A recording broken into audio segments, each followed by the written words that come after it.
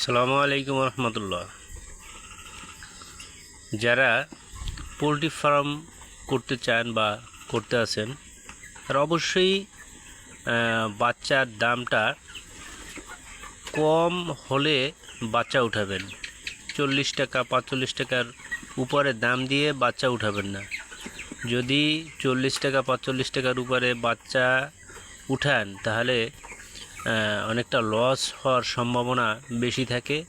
কারণ পোলট্রিটা হচ্ছে এমন একটা পাখি যে না মানে অনেক গরম সইতে পারে আর না বেশি ঠান্ডা সইতে পারে।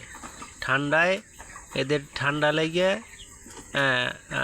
মুরগি মারা যায়, আবার বেশি গরম হলে স্ট্রোক করে।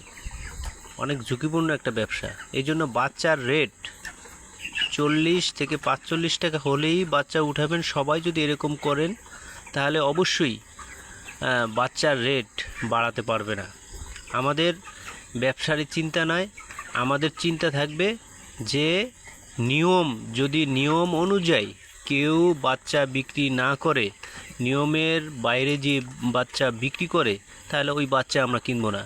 আমাদের 40 টাকার ভিতর হলে 45 টাকার ভিতর হলে আমরা বাচ্চা কিনবো, আর না হলে বাচ্চা কিনবো না।